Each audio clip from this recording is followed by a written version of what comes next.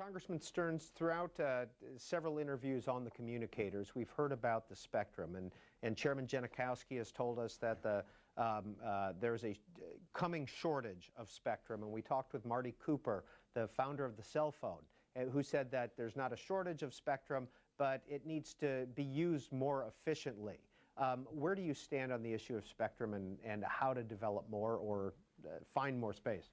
Well, I think Marty's absolutely correct. There is enough spectrum. I think there is. Obviously, the D block, some of the spectrum we can start auctioning off. There's some talk about the spectrum given to the broadcasters. The broadcasters, as you know, went from analog to digital. When they went to digital, they picked up a whole lot of new channels that they can use. If the FCC wants to do that, they certainly should reimburse them. But there are, I think, other ways to do this, but I think if we use the spectrum more efficiently, I think that's one of the first steps that all of us agree upon. Congressman Cliff Stearns is the ranking member on the Commerce Subcommittee on Technology. He's joining us this week on the Communicators.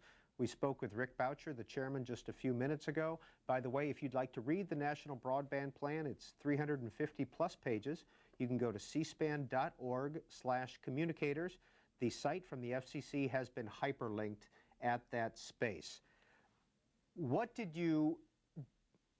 else did you disagree with in the plan, Congressman Stearns, that we haven't discussed? Well, I think we've covered it. There is one area that I'm a little concerned about, which is sort of a business model.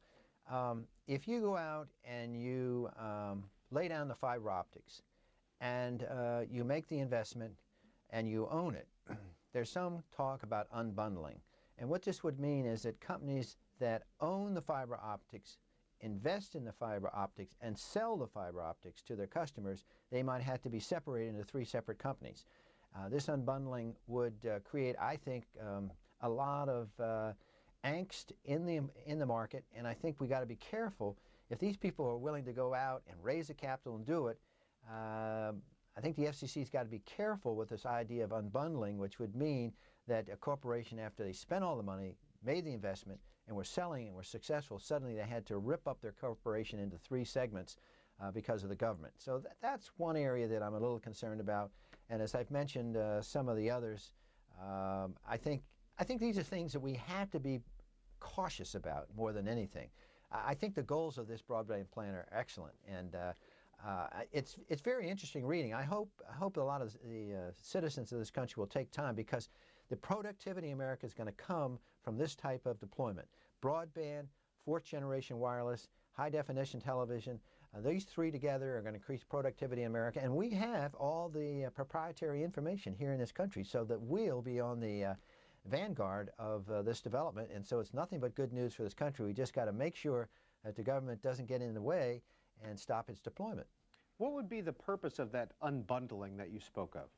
Well, what happens is they feel that some people have too much power and they control the cost, and it could be a monopoly. And so, as you know, Microsoft was under the Justice Department purview because they felt that they should be unbundled. There's other corporations that like that. But sometimes these corporations who make these investments are doing it very efficiently, and other corporations can do the same thing. So the question would be, when you unbundle, are you breaking it up for monopoly reasons, or are you breaking it up because the company is too competitive and is giving us something at a low price? So in some cases, you don't want to take a corporation who's doing a good job and keeping the price low and ask them to break themselves up, because then they become more efficient, and then in the end the consumers will not get the advantages. So it's a very, shall we say, it has to be well balanced, I guess you would say. Congressman Stearns, does this plan, in your view, lend itself to innovation and entry into the telecommunications market by smaller companies? Well, I have to tell you, I haven't read the whole plan, but the portions I've read, I think, have stimulated in America the idea that we can get 1 gigahertz speeds on broadband. Right now, the cable, as I said, is 5 megabytes. And my cell phone, my BlackBerry or Trio or the iPod, iPhone, they would be just slow compared to 1 gigabyte. And this would mean you would download DVDs in seconds.